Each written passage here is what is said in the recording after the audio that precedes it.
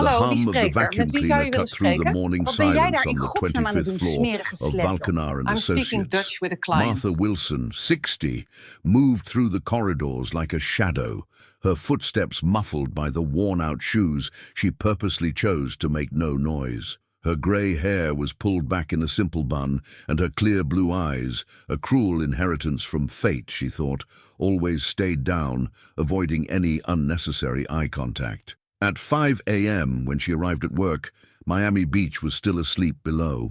From the top of the building on Ocean Drive, she watched the first lights flicker on in the city that had once known her by another name, another life. Now, she was just Martha, the cleaning lady, as invisible as the dust she meticulously removed from mahogany furniture and meeting tables where million-dollar decisions were made. That Tuesday morning, however, something was different. Executives arrived earlier, voices were louder, and there was a palpable tension in the air. Martha, who had developed the skill of becoming imperceptible over the past 5 years, overheard fragments of conversations as she cleaned. "The Dutch investors arrived today," whispered Brenda Jenkins, the operations manager, to her assistant. "If we don't close this deal, the company will go bankrupt in 6 months. Brenda was 42, with immaculately platinum blonde hair, eyes as cold as ice, and an ambition she wore like armor. She had joined the company 3 years prior, quickly climbing the ranks with a mix of competence and ruthlessness that impressed even the most cynical. To her, people like Martha were just part of the furniture, useful but utterly dispensable. Across the hall, David Valkenaar paced his office. At 33, he carried the weight of a surname that opened doors worldwide, but also imprisoned him in impossible expectations. Tall, broad-shouldered, with perfectly coiffed brown hair and intense blue eyes that seemed to see through people, David had inherited the company from his father 2 years earlier, along with all its problems. Martha observed him through the slightly ajar door as she tidied papers on his desk. There was something familiar about that face, that tense posture. Perhaps he reminded her of someone she had known in another life, when she still had the right to move through offices like this, not to clean them, but to command them. "Where is the interpreter?" David yelled into the phone. "What do you mean they cancelled? Do you have any idea what's at stake here?" The call ended with a curse that echoed through the corridors. Martha pretended not to hear, as she always did, but her heart tightened. She knew that despair.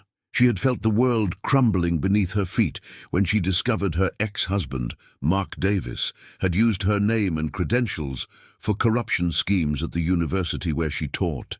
In a week, she went from a respected English literature professor at Harvard University to an academic pariah. The reception phone rang. Once, twice, 3 times. No one answered. The receptionist wouldn't arrive until 8. Martha continued her routine, but the persistent ringing began to annoy her. 5 more rings. 10. 15. Without thinking, she approached the desk and picked up. "Valkenaar and Associates. Goedemorgen." The words flowed from her mouth in perfect Dutch, with the impeccable pronunciation she had learned during her doctorate in Amsterdam more than 2 decades ago. On the other end of the line, a surprised voice replied in Dutch. "Ah, good. We thought we'd have communication problems. I'm Hans van der Berg, from Netherlands USA Investments. I need to confirm some details about today's meeting." Martha took a deep breath. Her mind, dormant for years of forced silence, awoke like an old engine sputtering back to life. "Of course, Mr. van der Berg. How may I help you?" "We have some concerns about the cultural aspects of the negotiation. We heard the company has difficulty understanding our business practices. Is this true?" For a moment, Martha forgot where she was. She forgot the uniform she wore, the vacuum cleaner beside her, the years of silent humiliation. Her voice found its old authority, the confidence that had once made her one of the country's most respected consultants. "Mr. van der Berg, I perfectly understand your concerns. The difference between Brazilian and Dutch business cultures can indeed be a challenge, but I believe we can find a respectful middle ground that honors both Dutch objectivity and the Brazilian relational aspect, David appeared at his office door, drawn by the voice that spoke fluently in Dutch. His blue eyes widened at the sight of the cleaning lady, the woman he had barely noticed in 2 years, conversing fluently in the language that could save or destroy his company. "Martha?" he whispered, incredulous. She looked up for the first time in years and met his gaze directly. For an instant, the world stopped. There was mutual recognition, as if two lost souls had found each other amidst the chaos. "One moment, please," she said into the phone in Dutch, covering the receiver with her hand. Just then, Brenda entered the reception area, followed by 2 men in suits whom she identified as important clients. Seeing Martha on the phone, speaking a strange language, her face twisted with rage. "What do you think you're doing?" Brenda advanced like a wild animal. "Who said you could answer the company phone?" "Brenda, wait." David tried to intervene, but she was already out of control. "Are you mocking our clients? Pretending to speak languages? What kind of idiotic joke is this?" Brenda's hand flew through the air and struck Martha's face with force. The slap echoed through the reception area like thunder, and the phone fell from her hands, hitting the floor with a dry thud. Martha brought her hand to her face, feeling the sting spread across her skin. But something deeper hurt: the public humiliation, the injustice, the repetition of a pattern she knew all too well. "Brenda, for heaven's sake!" David rushed to them. "She was speaking Dutch. She was helping." "Dutch?" Brenda laughed sarcastically. "A cleaning lady speaking Dutch? David, do you actually believe that?" The 2 men in suits watched the scene with evident discomfort. One of them, older, with grey hair and kind eyes, approached Martha. "Madam, are you all right?" He spoke in English with a foreign accent. "I'm Klaus Schmidt, from German Investments. I heard you on the phone. Your Dutch is impeccable." Brenda's face paled. David closed his eyes, realizing the extent of what had just happened. Martha, still with her hand to her face, bent down to pick up the phone. With a trembling but dignified voice, she spoke again in Dutch. "Mr. van der Berg, I apologize for the interruption. Perhaps it's better if we speak another time." "No, no," came the worried reply. "I heard noise. Is everything all right? Are you the interpreter we were expecting?" Martha looked at David, then at Brenda, and finally at the German investors, who watched her with respectful curiosity. "No," she replied calmly in Dutch. "I'm just someone who has cleaned up a lot of messes in life, but perhaps it's time to stop." And then, for the first time in 5 years, Martha Santos Wilson, former professor, former international consultant, former respected Hallo, woman, wie spreekt er? took Met wie off her zou je willen cleaning spreken? apron and Wat ben jij carefully daar in placed it godsnaam on aan the het doen, reception smerige desk. slet? I'm "Mr. speaking van der Dutch with a Berg," client. she continued on the phone, "if you'll allow me, I'd like to suggest we reschedule our conversation. I believe some things need to be clarified before we can have a productive negotiation." David stepped forward. "Martha, please don't leave. I need to talk to you." She met his gaze again, and this time he saw tears in her clear blue eyes, but also something he didn't expect: strength. "Mr. Valkenaar, you've known me for 2 years. How many times have you spoken to me?" The question hung in the air like a sentence. David realized he hadn't even known her last name until that moment. He began, but the words died in his throat. "Exactly," Martha said softly. "But today you saw me for the first time, didn't you? Because today I spoke. Have you ever felt invisible at some point in your life? Has your voice ever been silenced by circumstances you couldn't control? Let us know in the comments which city you're watching from and share your experience. Don't forget to like this story if it's touching your heart, because what comes next will surprise you even more. In the next chapter, you'll discover the secret Martha had kept for 5 years and how a simple phone call can change not just a negotiation, but an entire life. And be prepared. There's a surprise about her past that will connect everything in a way you never imagined. David couldn't concentrate for the rest of the morning. The image of Martha taking off her apron and leaving that reception area with a dignity he had never noticed kept replaying in his mind. There was something about her that bothered him, a familiarity he couldn't place, like a familiar melody played in a different key. At 2 in the afternoon, he made a decision. He asked his personal assistant, Chloe Miller, an efficient and discreet 28-year-old, to bring Martha Wilson's personnel file. "Mr. David," Chloe hesitated at the door. "Did something happen? Martha didn't come to work this afternoon." "I know. Just bring the file, please." When Chloe returned with the folder, David was surprised by the scarcity of information. Full name, Martha Santos Wilson. Age, 60. Marital status, widowed. Address, a small apartment in Santa Monica. Previous references, none. As if she had materialized out of nowhere 5 years earlier, but something caught his attention. In the observations section, there was a note made by the former HR manager. Candidate overqualified for the position, specifically insisted on a cleaning role, refused other opportunities. David frowned. What kind of overqualified person insists on working as a cleaning lady? Meanwhile, Martha walked the streets of downtown Miami, feeling strangely light despite the storm in her chest. She had stopped at a small diner on Collins Avenue and ordered a coffee and a donut, luxuries she rarely allowed herself on her cleaning lady's salary. Sitting at the yellowed Formica table, she watched the street traffic and remembered another time when she used to have lunch at the Hyatt Regency, during international conferences, or when she dined in small restaurants in Amsterdam, discussing linguistic nuances with European colleagues. "Professor Wilson?" The voice made her look up.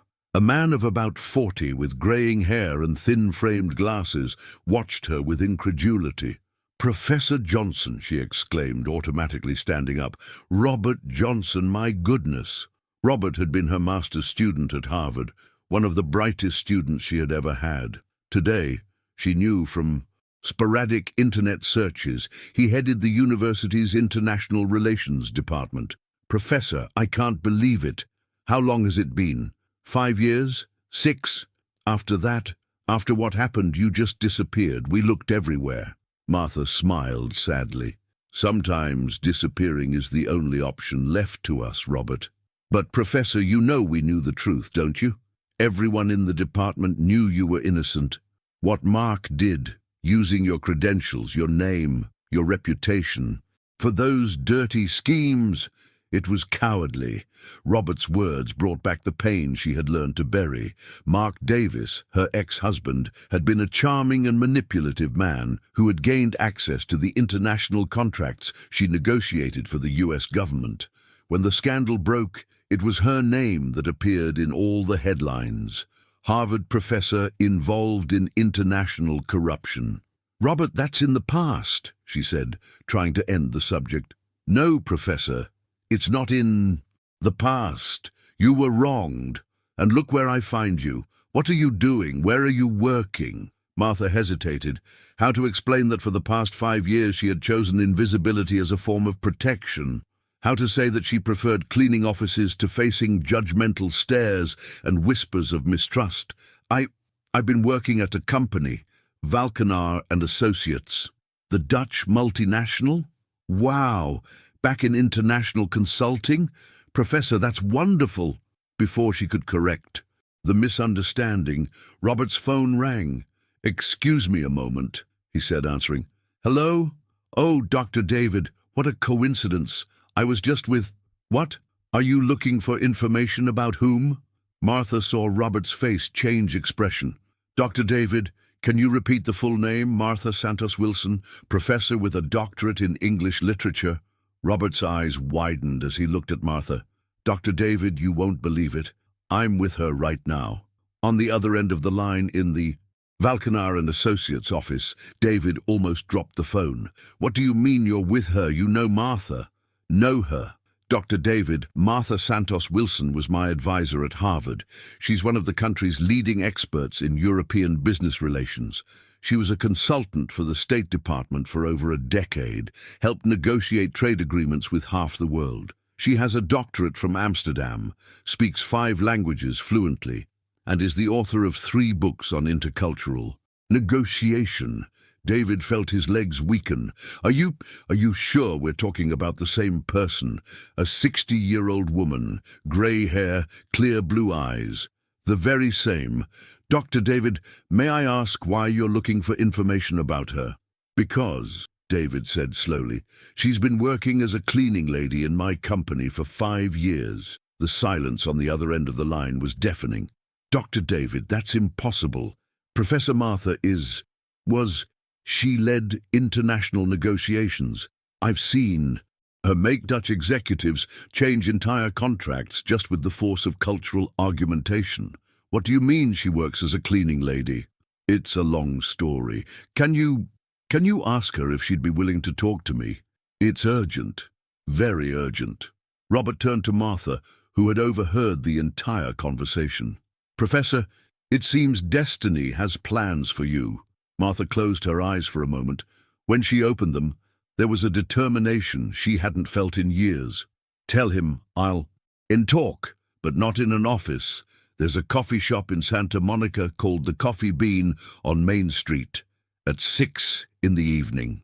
As she walked back home, Martha thought of Mark for the first time in months, Hallo, without wie feeling spreekt er? just Met wie anger. zou je willen There was spreken? also a Wat ben jij strange daar in gratitude. godsnaam aan het doen, If he smerige hadn't slet? destroyed her I'm life, speaking she Dutch would with a never have client. learned the value of silence, never developed the ability to observe people when they think they're not being seen.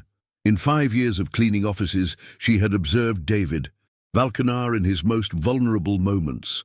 She had seen him cry during difficult calls with his father before he died. She had seen him work all night, trying to save jobs for employees who didn't even know a crisis existed. She had seen him refuse offers that would bring him astronomical profits, but harm small partner companies. She had seen a good man trying to honor a legacy he hadn't asked for, carrying responsibilities he hadn't chosen. And now, for the first time in 5 years, someone was seeing her too. At 5:30 in the afternoon, Martha was sitting at the Coffee Bean, watching the bustle of Santa Monica. She had changed from her work uniform into a light blue blouse and dark pants, simple clothes, but they enhanced her blue eyes in a way she had forgotten was possible. David arrived promptly at 6. When he saw her sitting by the window, he had the same strange sensation of familiarity, only more intense. There was something about the way she held her coffee cup, her upright posture, her attentive but gentle gaze. "Martha," he said, approaching the table, "thank you for agreeing to meet with me." "David," she replied, and for the first time called him by his first name. "Sit down. I imagine you have many questions." "A few," he admitted, sitting opposite her. "But the first is, why? Why did a woman with your resume spend 5 years cleaning my office without ever saying a word?" Martha smiled sadly. "Because sometimes, David, we need to become invisible to learn how to see." "And what did you see?" She studied him for a long moment. "I saw a man trying to be the father he never had. I saw someone working 18 hours a day to honor a surname that sometimes feels more like a prison than an inheritance. I saw a good man making difficult choices alone." David felt something tighten in his chest. You really watched me, David. For the past 5 years, I've probably spent more time in your office than you have. It's impossible not to observe. And why now? Why did you decide to speak today of all days?" The question hung between them. Martha looked out the window where the sun was beginning to set over Santa Monica, tinting the sky orange and pink. "Because today someone humiliated me in front of other people, and I realized there are worse things than being seen. One of them is disappearing completely." David reached his hand across the table, almost touching hers, but stopping at the last second. "Martha, I need your help, not just with the Dutch investors. I need someone to teach me to see the things I'm not seeing, someone who knows the world in a way I don't yet. And in return, he said, looking directly into her blue eyes, I'd like to learn to see you the way you deserve to be seen. How incredible it is, how a person can be by our side for years without us truly seeing them, isn't it? How many extraordinary stories walk invisibly through our lives. Tell us in the comments, have you ever Discovered something surprising about someone you thought you knew? And don't forget to tell us which city you're following this story from. In the next chapter, you'll discover the bold proposal David will make to Martha, and how a meeting with Dutch investors can rekindle a flame she thought was lost forever. But beware, not everything is as it seems, and an unexpected presence could change everything. The next morning arrived with Miami Beach enveloped in fog, as if the city itself hesitated to wake up. Martha stood before her small apartment's closet in Santa Monica, contemplating clothes she hadn't worn in 5 years.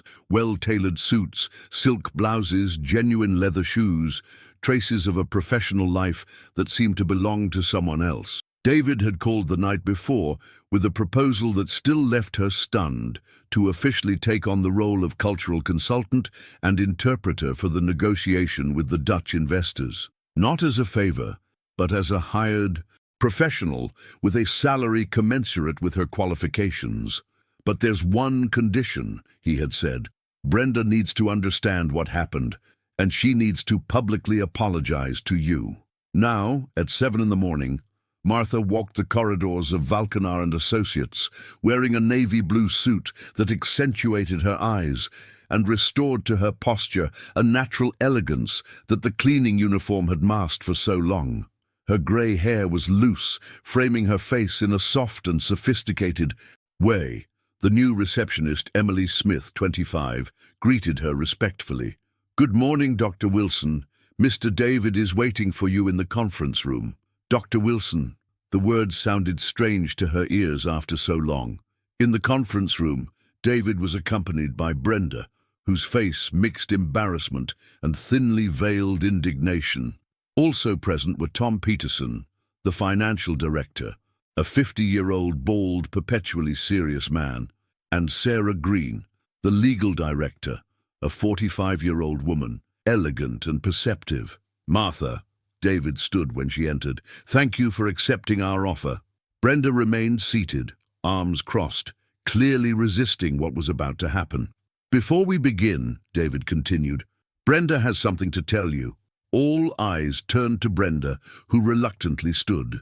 Her voice was tense, every word forced. "Martha, I apologize for what happened yesterday. I acted impulsively and inappropriately." Martha observed her for a long moment. "Brenda, I accept your apology, but I need you to understand something. What you did yesterday wasn't just hitting me. You attacked someone based on prejudices about social class and ability. That's a much bigger problem than a simple apology can solve." Brenda opened her mouth to protest, but David interrupted her with a gesture. "Martha is right, and that's exactly why we need her, not just as a consultant, but as a new perspective on how we treat people in this company." Tom spoke for the first time. "With all due respect, David, I'm still trying to understand how the cleaning lady became our salvation for an international negotiation." Martha smiled softly. "I can answer that, Tom. For the past 5 years, while cleaning this office, I observed dozens of international meetings and calls. I saw how you tried to negotiate with Europeans using only American parameters. I saw opportunities lost due to a lack of cultural understanding. And I saw how competent you all are, but you need someone who understands that international business is, first and foremost, cultural exchange." Sarah leaned forward, interested. "What kind of lost opportunities?" "For example," Martha began, "you always schedule calls with Germans and Dutch at the end of the afternoon, thinking you're being courteous by adapting to their time zone. But you're actually catching them at the most stressful time of the day, when they're finishing work and want to leave. Germans and Dutch are much more receptive at 8 in the morning, their local time." Tom and Sarah exchanged meaningful glances. "Another Hallo, wie example," spreekt er? Met wie Martha zou je willen continued. spreken? "You Wat ben jij always daar in start godsnaam meetings aan with het doen, small talk smerige about slet? football and 4th I'm of speaking July, Dutch with a thinking it client. creates closeness. For Americans, yes. For Dutch, that's a waste of time. They prefer 5 minutes talking about logistics or how they got to the office." "And how do you know all this?" Brenda asked, still skeptical. "Because I spent 15 years of my life studying and working with European business cultures, and because for the past 5 years I've had time to observe without the pressure of having to impress anyone. David smiled. That's exactly what we need. Martha, the Dutch arrive tomorrow. Will you coordinate the meeting? I accept, but with some conditions. Name them. First, I want full access to the negotiation documents today. Second, the meeting will be conducted my way, even if it seems strange to you. Third, if it works out, I want a permanent full-time contract. As a cultural consultant for the company, David extended his hand. Deal. As they shook hands, Martha felt an energy she hadn't experienced in years. It wasn't just the return to professional activity. It was the feeling of being seen, respected, valued for who she truly was. The rest of the day passed in a blur. Martha buried herself in analyzing the documents, making notes, preparing strategies, redesigning the entire presentation based on what she knew about Dutch business psychology. At 7 in the evening, when the office was almost empty, David knocked on the door of the room they had made available to her. How's it going? Well, very well, actually. She looked up from her papers and smiled. I forgot how good it feels to do what you were born to do. And what were you born to do? To build bridges between different worlds. David approached and sat in the chair next to her desk. Martha, can I ask you a personal question? Of course. What really happened 5 years ago? Robert told me about your ex-husband, about the scandal, but how did you end up here cleaning offices? Martha went to the window and looked down at the city below.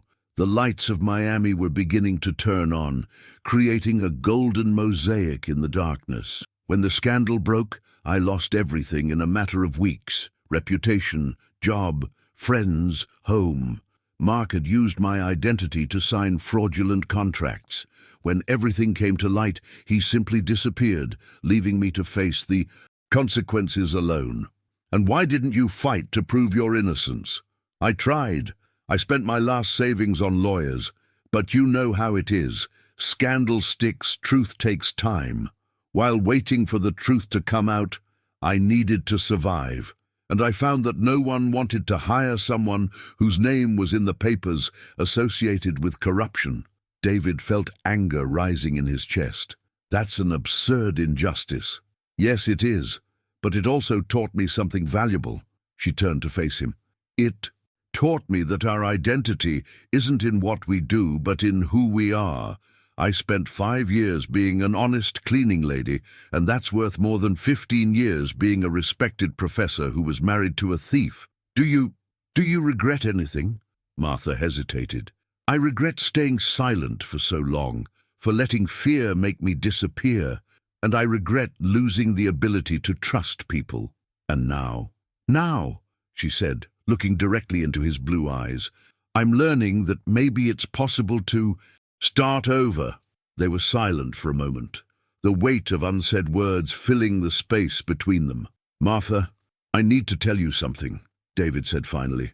Since you spoke Dutch yesterday, I've had the feeling I already knew you from somewhere. I can't explain it, but it's like our lives had already crossed paths before, she completed softly. Exactly. Do you feel that too? Martha nodded. 2 years ago, you received a very difficult call. It was about your father, who was in the hospital. You cried. David stared at her, surprised. You remember that? I remember everything, David. Every difficult call, every silent victory, every moment you thought you were alone. I was there. How did you see me? I saw a man carrying the world on his shoulders, trying to be strong for everyone, but forgetting to be kind to himself. I saw someone who deserved to be cared for, but who didn't know how to ask for help. The words hit David like a revelation. And now, how? Do you see me now? Now I see someone who is learning to truly see others, and that is the most attractive thing about a person. The moment was interrupted by the sudden entry of Chloe, the assistant, who seemed agitated. Excuse me for interrupting, but an urgent email just arrived from the Dutch investors. They've moved up their arrival. They'll be here in 2 hours.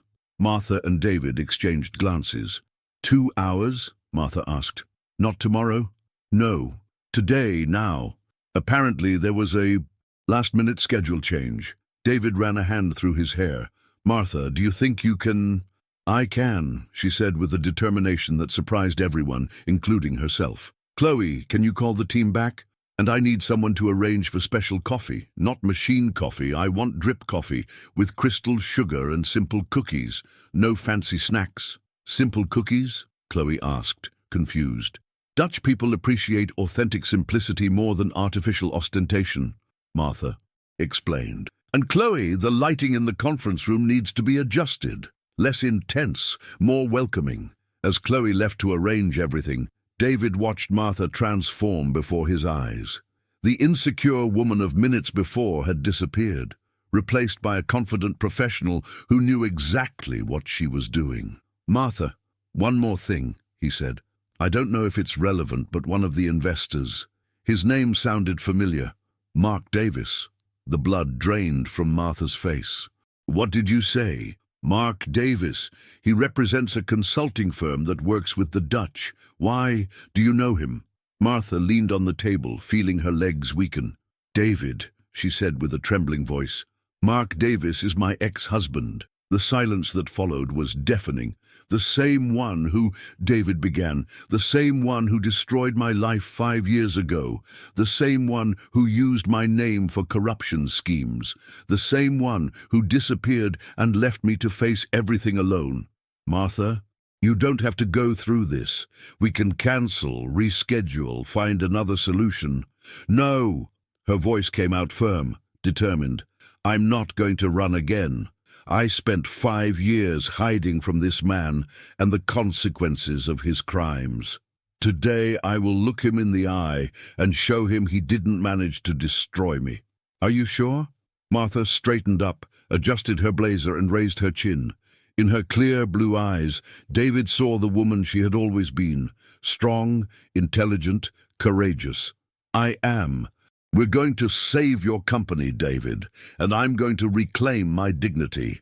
What a tense moment, isn't it? Can you imagine having to face someone who destroyed your life just as you're trying to rebuild it? How would you react in that situation? Tell us in the comments which city you're following from, and if you've ever been through something similar. Your experience could inspire others who are reading. In the next chapter, you'll witness the confrontation between Martha and Mark after 5 years and discover how a woman who spent so long silenced can find her voice at the most crucial moment. Prepare for a twist that will change everything you thought about this story. The conference room at Valkenaar and Associates had never witnessed such tension. It was almost midnight when Hans van der Berg, Klaus Schmidt, and 2 other European investors entered the room, followed by Mark Davis. Martha recognized him immediately, even after 5 years. At 55, Mark maintained the charm that had always been his most powerful weapon. Neatly cut graying hair, an impeccable suit, a confident smile. But his brown eyes now carried a hardness she didn't remember seeing before. David made the formal introductions, but when it was Martha's turn, she stood and extended her hand to Mark with a serenity that surprised herself. Mark, she said simply. He stared at her for a long moment, and she saw shock spread across his face. Martha, what, how? I am the cultural consultant for Valkenaar and Associates, she replied in a clear voice, responsible for this negotiation. Hans van der Berg interrupted the charged moment. Ah, you're the lady I spoke with on the phone yesterday. What a pleasure to finally meet you in person. The pleasure is mine, Mr. van der Berg. I hope we can have a very productive conversation. Mark still watched her, visibly shaken. Martha, I didn't know that you worked here. There are many things you don't know about me, Mark, she replied calmly. But that's not relevant to our meeting today. David admired the way she redirected the conversation, maintaining professional control despite the evident emotional turmoil. Gentlemen, Martha addressed the investors, before we begin, I'd like to make a small cultural adjustment. In the US, we usually start meetings with informal conversation, but I know you prefer to get straight to the point. Am I correct? Hans smiled approvingly. Exactly. Very well observed. Perfect. So let's start with what really matters, the results you expect from this partnership. For the next 2 hours, Martha demonstrated a mastery that left everyone impressed. She navigated between English, Dutch, and German fluently, anticipated cultural objections, rephrased proposals in terms that made sense to the European mindset, and transformed points of friction into opportunities for collaboration. Mark, who had arrived expecting to lead the negotiation as the Dutch consultant, found himself gradually marginalized. Every time he tried to intervene, Martha delicately redirected the conversation, demonstrating superior knowledge of both the technical and cultural aspects involved. "Dr. Wilson," Klaus Schmidt said in German, "your understanding of German legal aspects is impressive. Where did you study?" "I did my doctorate in Amsterdam," she replied in the same language, "and worked as a consultant for the US government in international cooperation for 15 years. Mark's face paled. He knew Martha was indirectly referring to the period before the scandal he had caused. Hans leaned forward. 15 years? That's a long time. And what made you change fields? The question hung in the air like a bomb about to explode. All eyes turned to Martha, who maintained her composure with an elegance David would never forget. "Sometimes, Mr. Vanderberg, we need to temporarily step away from our areas of expertise to gain new perspectives. The past few years have taught me a lot about humility, about observation, and about the value of people regardless of their social positions. I believe this has made me a much better professional." "A wise answer," Hans nodded. "And now you're back to what you do best." "Exactly." Mark could no longer contain himself. "Martha, can I speak to you in private for a moment?" She met his gaze directly. "Mark, anything you have to tell me can be said here, in front of everyone. I have no more secrets to hide." Mark's embarrassment was palpable. I just wanted to say that it's good to see you well." "Thank you. I am very well indeed, better than I've ever been." David watched the exchange with a mixture of admiration and growing protectiveness for Martha. There was something in the way Mark looked at her that deeply bothered him. The meeting continued, and when they reached the final details of the contract, Hans made a proposal that surprised everyone. "Mr. Valkenaar, we are very impressed with the professionalism and competence of your team, especially Dr. Wilson. We would like to propose something additional to our agreement." "I'm listening," David said. "We want to contract Dr. Wilson's services as our permanent cultural consultant for all operations in North America. It's a very generous offer." Martha felt the world spin. It was the kind of offer she had never dreamed of receiving again. "It's an interesting proposal," she said carefully, "but I need to discuss the details with Mr. Valkenaar first." Of course. Mark can give you the details tomorrow." Mark stepped forward. "Actually, I'd like to discuss this directly with Martha. Perhaps we could have dinner tomorrow and talk about the possibilities." The suggestion dropped like a stone in the room. David felt a wave of irrational jealousy, while Martha maintained her neutral expression. "Thank you, Mark, but I prefer to keep all professional discussions in the workplace with Mr. Valkenaar present." "Martha, we're old acquaintances. You don't have to be so formal." "Mark," she said with a firmness that cut through the air, "precisely because we are old acquaintances is why I need to be formal. Our personal history cannot interfere with professional matters." The message was clear to everyone in the room. Mark retreated, visibly embarrassed. The meeting ended with all technical aspects agreed upon. The investors were extremely satisfied, and it was clear that the contract would be signed. As everyone prepared to leave, Mark approached Martha once more. "Martha, I know we have a lot to talk about the past, about—" "Mark," she interrupted him, "we have nothing to talk about. You made your choices 5 years ago. I made mine. We're in different chapters of life now. But I can explain." "You don't need to, and I don't want to hear it." David approached, sensing the tension. "Mark, it was a pleasure meeting you. Martha, can you stay? I'd like to discuss some details of the Dutch proposal." Mark understood the message and left, not without casting one last loaded look at Martha. When they were alone in the conference room, David turned to her. "Are you all right?" Martha sighed deeply as if releasing the breath she had held all night. I am better than I imagined I'd be. You were incredible today. The way you handled the meeting, the way you dealt with him. David, can I ask you a question? Of course. Why did you interfere when Mark tried to take me to dinner? David hesitated, realizing he was treading on dangerous ground. Because I saw on your face that you didn't want to go, and because I thought he was taking advantage of the professional situation to try something personal. And that bothered you? Yes, he admitted. It bothered me a lot. Martha studied him for a long moment. Why? David moved closer to her, his intense blue eyes meeting hers. Because in the past 2 days, you've become the most important person in my professional life, and I don't want anyone to try to hurt you again. Only professionally. The question hung between them, loaded with possibilities. No, he said softly, not just professionally.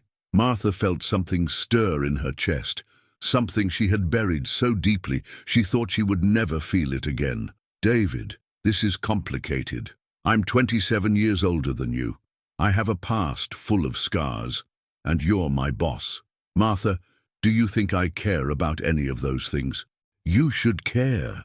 Well, he said, smiling for the first time that night, lucky for you, I've never been very good at doing what I should.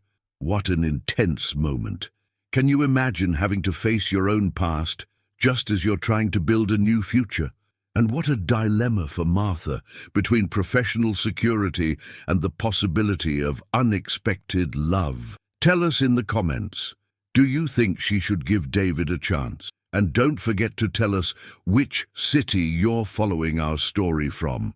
In the next chapter, we'll discover the secret Mark is still hiding, and Martha will have to make the most difficult decision of her life. Prepare for a revelation that will change everything you thought about this story, a surprise that connects the past and present in a way no one could have imagined. Breakfast at Martha's apartment in Santa Monica was simple: bagel, butter, and drip coffee. She watched the street activity from the small window, still processing the previous night's events. The phone rang at 7 in the morning sharp. Martha, it's Chloe, David's assistant. He'd like to see you urgently. Can you come in earlier today? Did something happen? Some documents arrived from the Dutch investors overnight.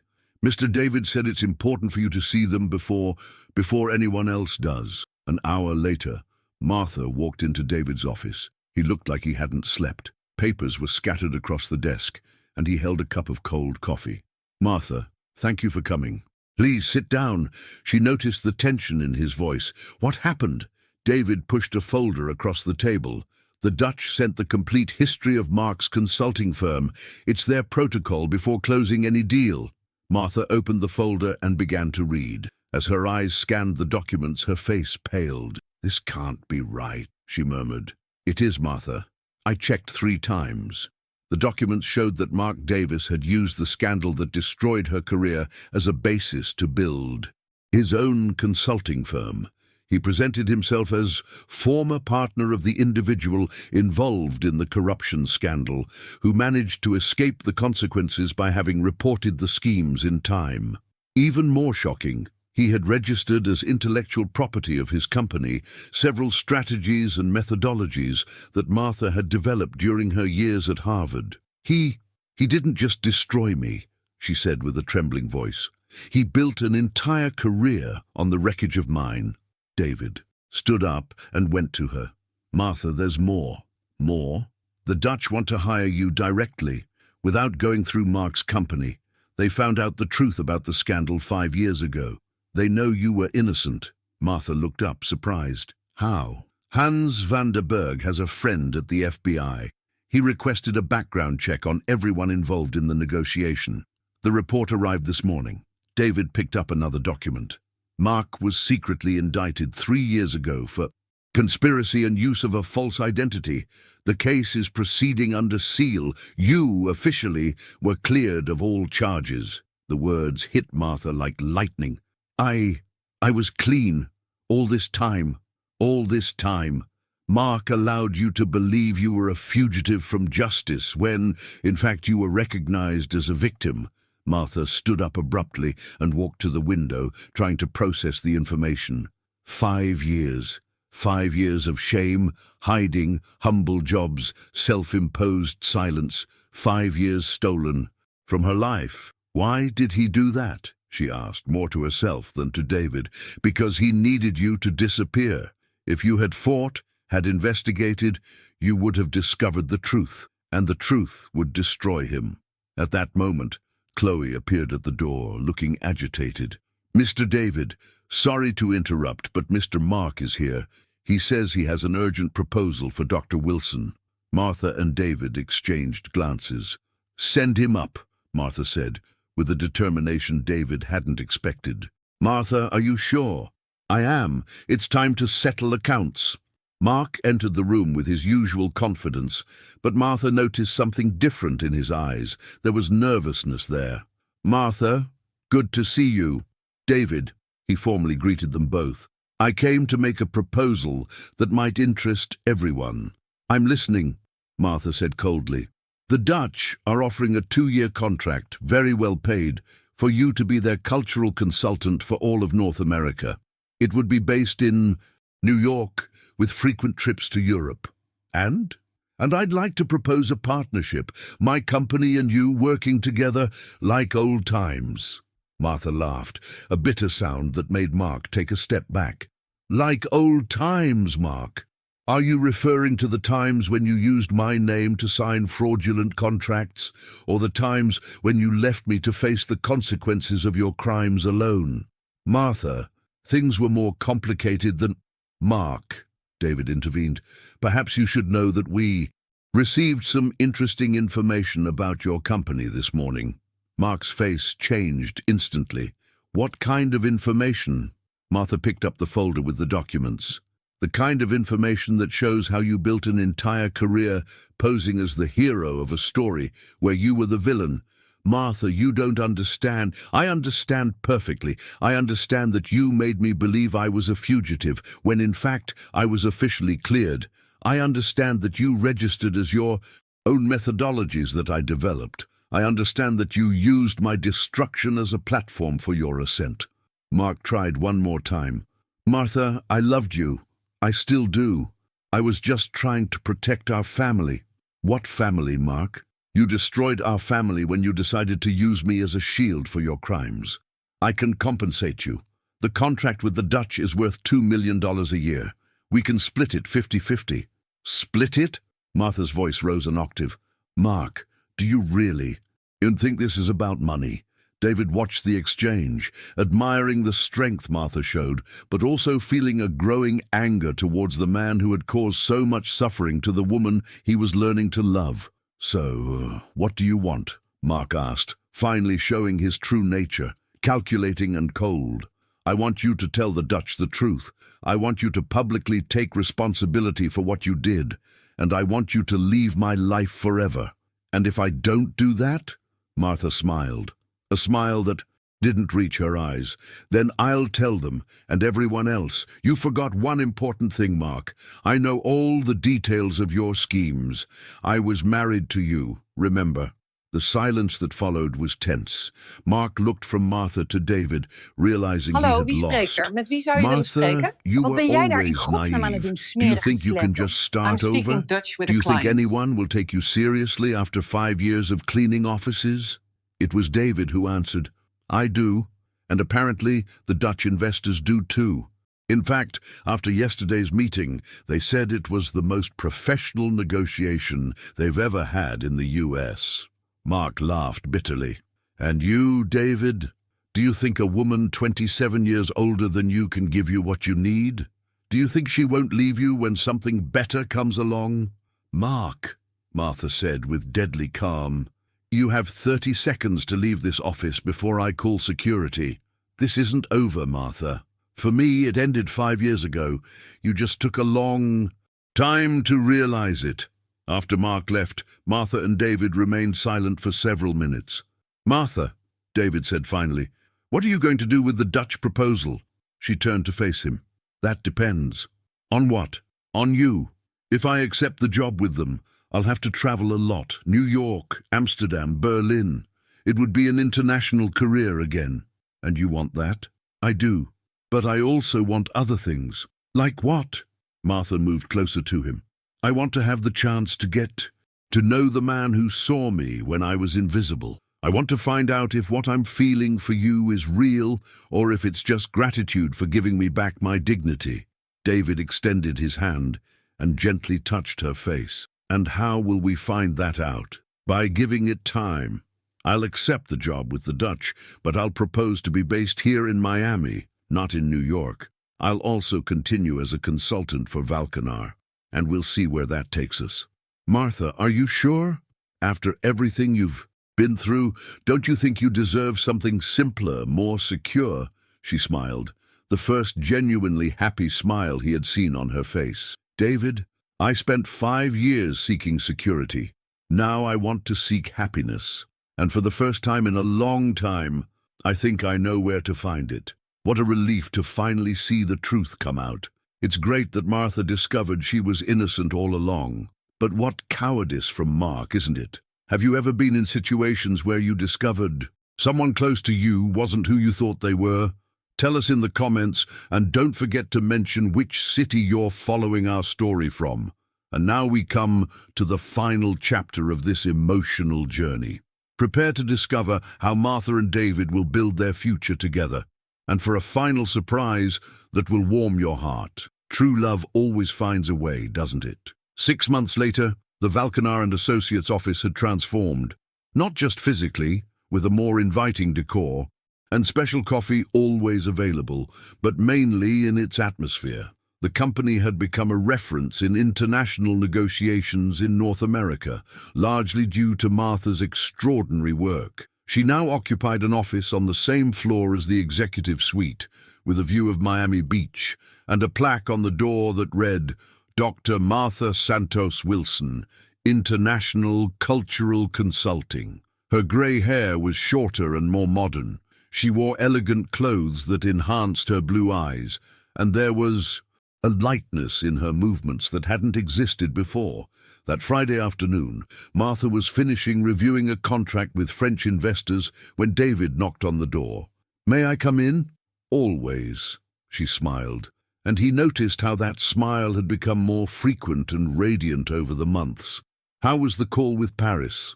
Perfect. They want to expand the contract by 50%.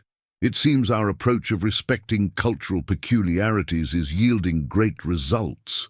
David sat in the chair, across from her desk.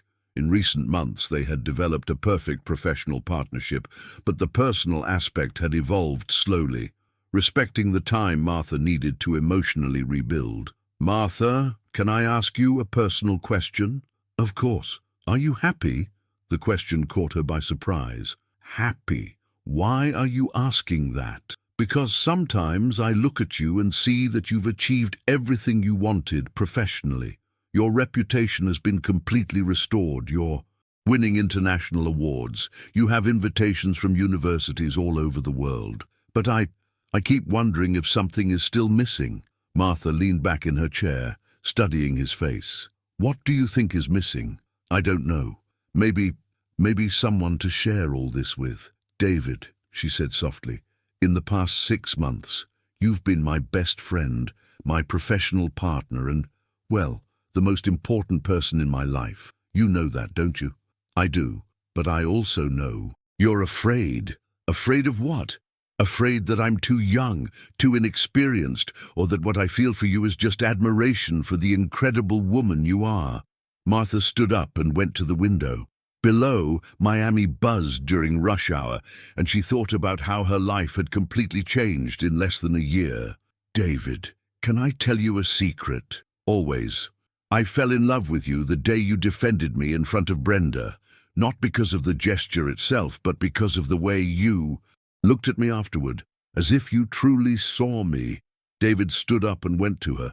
And why didn't you say anything? Because I was afraid I was confusing gratitude with love. Because I thought you deserved someone without so much baggage. Because, she hesitated. Because I never thought someone like you could fall in love with someone like me. David turned her to face him, his hands gently holding her face. Martha, Do you want to know the truth? I fell in love with you before I even knew who you really were. I fell in love with the way you cleaned my desk without ever moving anything. I fell in love with the books you read during your lunch break. I fell in love with the silent dignity with which you did your job. David, let me finish. I fell in love with the woman you always were, not the position you held. And now, seeing you shine again, only confirms what I already knew. You are extraordinary, regardless of what you do. Tears began to stream down Martha's face, but they were tears of relief, of joy, of hope. Are you sure of what you're feeling? She asked with a choked voice. Martha, do you want proof? Before she could answer, David knelt right there in the middle of the room and took a small box from his jacket pocket. David, what are you doing? She whispered, bringing her hand to her chest. I'm doing what I should have done months ago. Martha Santos Wilson, will you marry me? The world stopped. Through the window, the sun began to set, tinting the Miami sky with gold and pink. In the office, the silence was filled only by their accelerated breathing.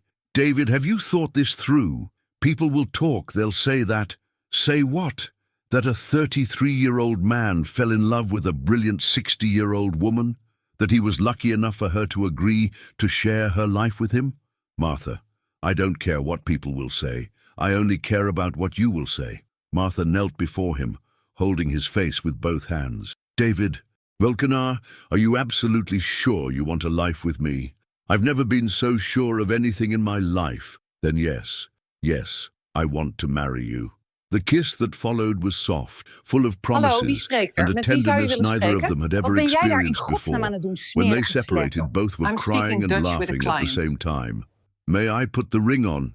He asked, and she noticed how his hands trembled. The ring was simple but elegant, an emerald surrounded by small diamonds. It's the color of your eyes, he explained. I had it specially made.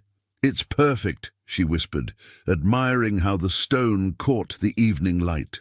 At that moment the door opened, and Chloe appeared, stopping abruptly at the sight of the scene. Oh my goodness, sorry I didn't know that. I can come back later. Chloe, wait, Martha said, standing up and showing the ring. We want you to be the first to know. We're getting married, Chloe screamed with joy and ran to hug them both. I knew it. I knew you. Two were perfect for each other. Everyone in the office was rooting for this to happen. Everyone? David asked, surprised. Of course. The way you looked at each other, the way you worked together, it was beautiful to see. 3 months after the wedding, on a sunny Saturday morning, the South Beach Chapel in Miami was decorated with simple arrangements of white roses and greenery. It was an intimate ceremony, just close family and special friends. Martha walked down the aisle wearing a light blue dress that enhanced her eyes, accompanied by Robert Johnson, her former student who had become like a son to her. David waited for her at the altar, impeccable in his dark grey suit, with a smile that lit up his entire face. Among the guests were Chloe and the entire Vulcanar team, Hans van der Berg, who had come especially from the Netherlands, some fellow professors from Harvard who had never doubted Martha's innocence, and even Brenda, who had become one of the relationship's biggest supporters after understanding the injustice she had committed. When the minister asked if there was any impediment to the marriage, a familiar voice echoed through the chapel. I object! Everyone turned to see Mark Davis in the last row, dressed in a dark suit and with an expression of desperation on his face. Mark, Martha said calmly, without letting go of David's hand, you have no right to object to anything in my life. Martha, I made mistakes, but I still love you. I can't let you. And marry him. David took a step forward, but Martha stopped him with a gesture. Mark, she said, her voice echoing through the chapel, you are no longer part of my story. Today, a new chapter begins, and there is no place for you in it. But Martha! No, she interrupted firmly. You had 5 years to try to redeem yourself. You chose to spend that time lying and harming me. Now I choose love, truth, and happiness. 2 security guards discreetly escorted Mark out of the chapel. The incident, instead of disturbing the ceremony, seemed only to strengthen the determination of everyone present to celebrate that love. "Now then," said the minister, smiling, "we may proceed." The vows were simple and emotional. David promised to be Martha's safe harbor in all storms, and she promised to be the light that would guide him through all uncertainties. When the minister declared them husband and wife, the chapel erupted in applause. 6 months after the wedding, Martha was in her new home. A beautiful residence in Key Biscayne they bought together, preparing dinner when David arrived from work. "How was your day?" he asked, kissing her neck as she cooked. "Wonderful. I received a call from Stanford University. They want me to give a lecture on career reconstruction after injustices." "And you're going to accept?" "I am, but only if you come with me." "Always," he smiled. "And I have some news, too." "What?" "The company received a proposal to open a branch in San Diego. And guess who? The investors want as Director of Cultural Relations." Martha turned to face him, her eyes sparkling. "Seriously? Seriously? How about we spend our belated honeymoon in San Diego, taking the opportunity to check out our future facilities?" She kissed him passionately. "I think life is being too generous to us. Or maybe we deserve all this happiness after everything we've been through."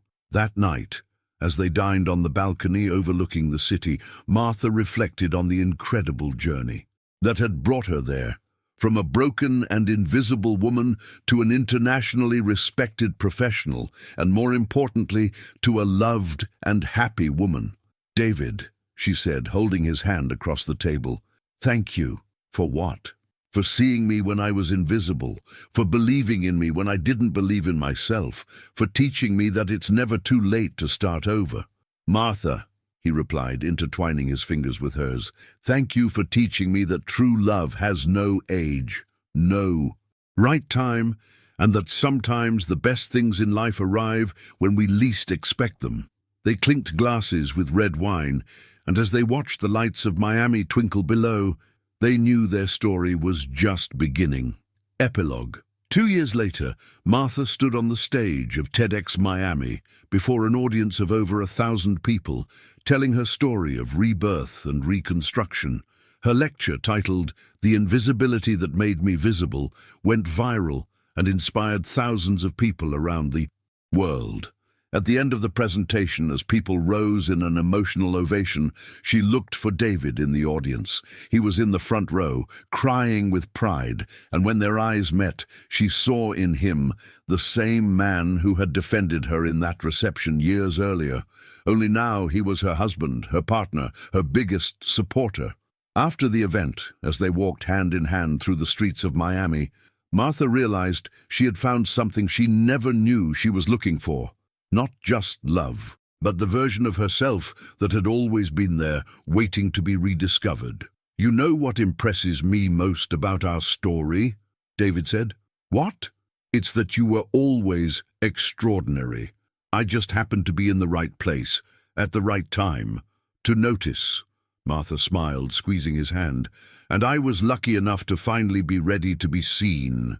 And so, under the starry Miami sky, they continued walking together toward the future, a future they had built with courage, love, and the certainty that every person deserves to be seen, valued, and loved for who they truly are. And so ends our story of rebirth, love, and second chances. What an emotional journey, wasn't it? Martha taught us that it's never too late to start over, and that sometimes we need to become invisible to truly learn to see. If this story touched your heart, don't forget to subscribe to the channel for more heartwarming stories. Leave a like if you believe in the power of true love. Comment from which city you're following and tell us which part moved you the most. Suggest new ideas for upcoming stories. We love hearing from you. Remember, each of you has a unique light that deserves to be seen. Never let anyone make you invisible. True love always finds a way, and sometimes the best stories begin when we think it's all over. Until the next story, and may you always find someone who truly sees you.